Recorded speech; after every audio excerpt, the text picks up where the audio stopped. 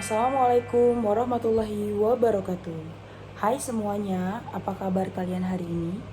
Semoga kalian selalu dalam keadaan baik dan jangan lupa bahagia ya. Tujuan saya membuat video presentasi ini bukan untuk berekspektasi, karena ekspektasi yang terlalu tinggi itu membuat kalian sakit hati. Baik, perkenalkan saya Maulidia Jauza, mahasiswi program studi bimbingan dan konseling Islam, Fakultas Dakwah dan Komunikasi, Universitas Islam Negeri Ar-Raniri, Banda Aceh. Jadi, kali ini kita akan membahas tentang kawasan mayoritas Islam di dunia. Kawasan mayoritas Islam di dunia itu ada beberapa wilayah. Yang pertama itu dari Timur Tengah. Istilah Timur Tengah merujuk pada wilayah yang dikelompokkan berdasarkan geografi, geopolitik, budaya, dan bahasa. Wilayah ini mencakup negara-negara seperti Mesir, Irak, Saudi Arabia, dan lainnya yang umumnya menggunakan bahasa Arab dan memiliki kesamaan budaya. Pada tahun 1945, negara-negara di kawasan ini membentuk Liga Arab dengan anggota pendiri seperti Mesir dan Irak. Kawasan Timur Tengah juga menjadi tempat lahir dan berkembangnya peradaban besar, termasuk agama Islam dan agama-agama samawi lainnya. Identitas kawasan ini ditentukan oleh faktor bahasa, sejarah, budaya, dan agama. Jadi, bahwasanya Timur Tengah bukan hanya sekadar wilayah geografis, tetapi merupakan kawasan yang memiliki kesamaan dalam hal bahasa, budaya, sejarah, dan agama. Wilayah ini memainkan peran penting dan perkembangan peradaban dunia, terutama karena menjadi tempat lahirnya agama-agama besar seperti Islam, Kristen, dan Yahudi di negara ini. Selain itu, adanya organisasi seperti Liga Arab yang saya bilang tadi menunjukkan upaya negara-negara di kawasan ini untuk memperkuatkan identitas dan kerjasama berdasarkan kesamaan tersebut. Setelah kita tahu tentang Timur Tengah tadi, saya akan menjelaskan tentang yang pertama itu adalah tanah para rasul. Nabi pertama Adam alaihissalam diturunkan ke bumi di beberapa tempat menurut riwayat. Namun disepakati bertemu Hawa di Jabal Rahmah, Arafah. Nabi Nuh alaihissalam diutus di Babilonia, itu di Irak, untuk kaum Bani Rosid, dan Mesopotamia dipercaya sebagai lokasi banjir besar. Nabi Ibrahim alaihissalam lahir di Babilonia, kemudian berdakwah di Haran dan pindah ke Palestina. Ia memiliki dua anak, yang pertama Ismail, yang kedua itu Ishak. Ismail tinggal di Mekah dan menjadi leluhur bangsa Arab, sedangkan Ishak tinggal di Palestina dan menjadi leluhur Bani Israel. Dari keturunan Ishak lahirlah nabi-nabi seperti Nabi Yakub di Israel dan Musa yang diutus kepada Firaun di Mesir. Nabi Daud dan putranya Sulaiman memimpin sebagai nabi dan raja di Baitul Lahmi. Kemudian Nabi Isa alaihissalam lahir dari Maryam tanpa ayah di Palestina dan diutus kepada Bani Israel dengan membawa kitab Injil. Terakhir, Nabi Muhammad SAW dari keturunan Ismail. Beliau lahir di Mekah pada tahun Gajah, menyempurnakan risalah para nabi sebelumnya dan membangun peradaban Islam di Madinah. Semua nabi besar diutus di kawasan Timur Tengah, menjadikan wilayah ini penting bagi agama-agama samawi. Apa itu agama samawi? Seperti Yahudi, Nasrani, dan Islam. Islam sebagai agama terakhir menyempurnakan ajaran sebelumnya dan dibawa oleh Nabi Muhammad SAW sebagai penutup para nabi. Pembahasan selanjutnya itu yang kedua ada potensi Timur Tengah. Wilayah Timur Tengah terbagi menjadi kawasan subur dan tandus. Namun keduanya memiliki potensi alam yang besar. Tanaman khas seperti kurma dan kopi menjadi komoditas penting, terutama kurma dari wilayah Hijaz dan kopi mocha dari Yaman. Letak geografis Timur Tengah sangat strategis karena menjadi titik temu tiga benua, yaitu benua Asia, benua Eropa, dan Afrika, serta dilalui jalur perdagangan penting seperti Selat Gibraltar. Terus ada Bab al-Mandab. Lalu ada Selat Turki dan terusan Suez yang memperpendek jalur pelayaran Eropa hingga Asia. Timur Tengah juga kaya akan sumber daya mineral seperti tembaga, batu bara, besi, dan minyak bumi. Kawasan ini menjadi pusat cadangan dan ekspor minyak dunia dengan pengaruh besar terhadap harga minyak di dunia ini. Penemuan minyak besar pertama itu terjadinya di Iran pada tahun 1908 dan di Irak pada tahun 1927. Sekitar 35% kebutuhan minyak dunia berasal dari kawasan Iran dan kawasan Irak tadi. Namun ketegangan politik dan konflik seperti perang Teluk dan intervensi asing sering mengganggu stabilitas suplai minyak di global. Pembahasan yang ketiga pada Timur Tengah itu ada kondisi sosial, budaya, ekonomi, dan politik Timur Tengah. Masyarakat Timur Tengah telah mengalami perjalanan sejarah yang panjang dari masa pra-Islam hingga era modern yang mempengaruhi aspek sosial, budaya, ekonomi, dan politik. Letak geografis yang didominasi gurun membentuk ciri fisik masyarakat yang kuat serta gaya hidup nomaden sebelum mengenal pertanian dari suku-suku lebih maju. Kawasan ini menjadi pusat perhatian global karena kekayaan sumber daya mineral, terutama minyak dan gas, yang sering menimbulkan konflik dan perebutan pengaruh oleh negara-negara besar di dunia. Selain itu, isu-isu sosial dan keagamaan seperti demokratisasi, islamisasi, Sunni Syiah, dan terorisme juga turut memicu ketegangan politik, baik internal maupun antar negara di kawasan tersebut. Yang B itu Islam di Afrika. Islam masuk ke Afrika sejak masa Rasulullah SAW dan mulai berkembang pesat pada tahun 640 Masehi di bawah pimpinan Amr bin As, dengan Mesir sebagai wilayah Afrika pertama yang menerima Islam. Penaklukan dilanjutkan oleh khalifah-khalifah berikutnya hingga Afrika Utara menjadi gerbang penyebaran Islam ke wilayah lain. Pada abad ke-8, pedagang dan juru dakwah menyebarkan Islam melalui jalur Sahara hingga Afrika Barat dan sepanjang Sungai Nil. Penyebaran Islam di Afrika itu terjadi melalui 5 cara. Yang pertama itu ada ekspansi militer. Yang kedua ada migrasi umat Islam.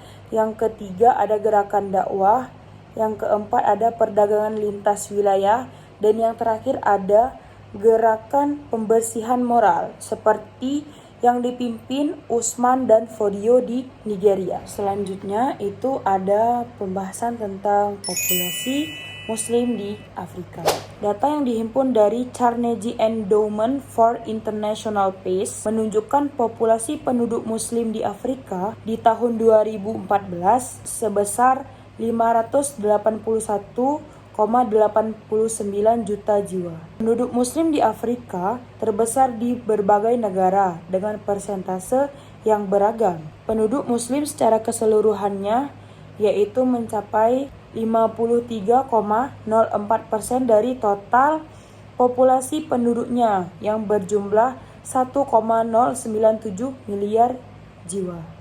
Meskipun jumlah negara populasi Muslim hanya sedikit, Afrika terkenal dengan sebutan benua Muslim karena penduduk Muslim yang nyaris merata di setiap negara dengan konsentrasi di bagian-bagian utara. Selanjutnya, saya akan membagikan tabel-tabel persentase Muslim di Afrika di tahun 2014.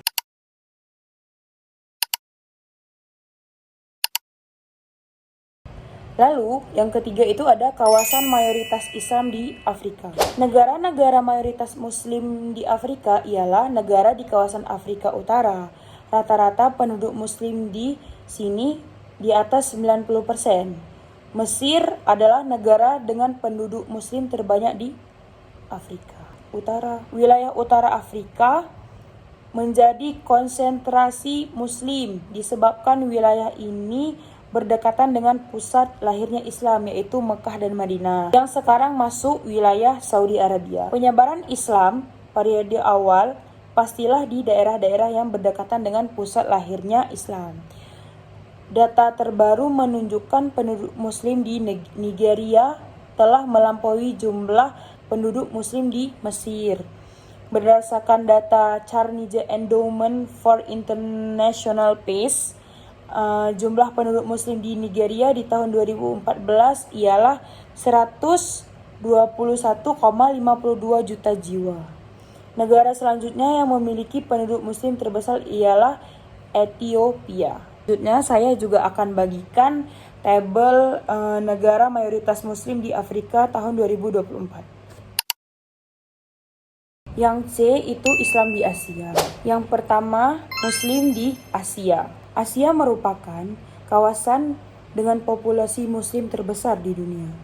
Pada tahun 2010, Muslim di Asia mencapai 24,3% dan meningkat menjadi 32,16% pada tahun 2014. Jumlah umat Muslim di Asia 2014 sekitar 1,38 miliar jiwa dengan konsentrasi tertinggi di Asia Tengah, Asia Selatan, dan Asia Tenggara. Negara-negara di Asia Tengah memiliki penduduk muslim di atas 70%, sementara Asia Timur memiliki persentase muslim terkecil.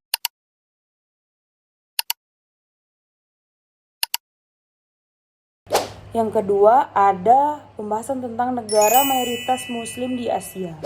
Berdasarkan statistik, jumlah populasi muslim di benua Asia jauh lebih besar dibanding penduduk beragama Kristen dan lainnya. Negara dengan penduduk muslim terbesar ialah India. Saat ini jumlah penduduk muslim di India mencapai 255,30 juta jiwa. Jumlah ini meningkat tajam sejak tahun 2010 yang jumlahnya 176,190 juta jiwa dari total populasi penduduk India 1,27 miliar jiwa. Berikut saya cantumkan tabel negara mayoritas muslim di benua Asia tahun 2014. Pembahasan yang D itu Islam di Asia Tenggara. Yang pertama ada proses masuknya Islam ke Asia Tenggara. Proses masuknya Islam ke Asia Tenggara melibatkan 5 aspek utama. Pertama itu ada asal, pembawa, isi ajaran, waktu, dan proses penyebarannya. Terdapat beberapa teori tentang asal Islam, termasuk di India, Arab, Cina, dan Afrika, dan dugaan kuat melalui jalur perdagangan. Proses Islamisasi terjadi dalam 2 tahap. Yang pertama itu interaksi penduduk lokal dengan pedagang muslim dan pemukiman permanen pendatang muslim. Awalnya Islam berkembang di wilayah pesisir, lalu meluas melalui perkawinan, kebudayaan, tasawuf, kesenian, dan pendidikan, membentuk komunitas besar hingga berdirinya kerajaan Islam. Islam diperkirakan masuk pada abad ke-7 Masehi dan berkembang pesat sejak abad ke-13 hingga 17 Masehi. Selanjutnya, saya akan mencantumkan tabel kronologi Islam masuk ke Asia Tenggara. Untuk pembahasan yang kedua, itu ada Aceh sebagai gerbang Islam di Asia Tenggara. Aceh merupakan wilayah strategis di ujung barat Indonesia yang berbatasan langsung dengan Selat Malaka dan Samudra Hindia. Letak geografis ini menjadikan Aceh sebagai pintu masuk penting dalam jalur pelayaran internasional dan tempat pertama yang disinggahi para pedagang asing, terutama dari Timur Tengah, Afrika, India, dan Cina. Melalui kontak dagang dan budaya ini, Islam masuk ke Aceh dan menjadi awal penting dalam sejarah penyebaran Islam di Indonesia. dan Asia Tenggara. Meski ada perbedaan pendapat tentang daerah pertama yang menerima Islam di Aceh, para ahli sejarah sepakat bahwa Aceh adalah wilayah pertama masuknya Islam di Nusantara yang kemudian menyebar ke wilayah lain. Pembahasan ketiga yaitu ada sebaran penduduk Muslim di Asia Tenggara.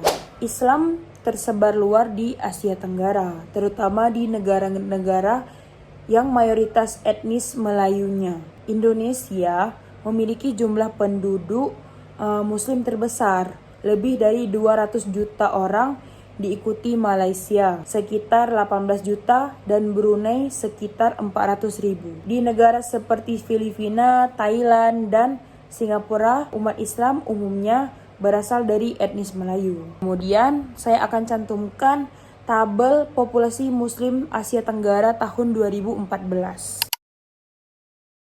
Selanjutnya ada pembahasan keempat yaitu karakteristik Islam di Asia Tenggara. Islamisasi di Asia Tenggara berlangsung damai melalui pendekatan budaya, bukan melalui invasi militer. Islam yang datang sejak abad ke-7 berbaur dengan budaya lokal, menjadikan Islam di kawasan ini memiliki karakter unik dan berbeda di wilayah lain. Tradisi lokal seperti pesiju tetap dilestarikan dalam nuansa Islami dan penggunaan tulisan Arab Melayu atau tulisan Jawi menjadi ciri khas Islam di Asia Tenggara, terutama di Malaysia, Brunei, Thailand Selatan, dan Filipina Selatan. Pembahasan terakhir yaitu yang kelima, Indonesia sebagai negara berpenduduk Muslim terbesar di dunia. Indonesia dikenal sebagai negara dengan penduduk Muslim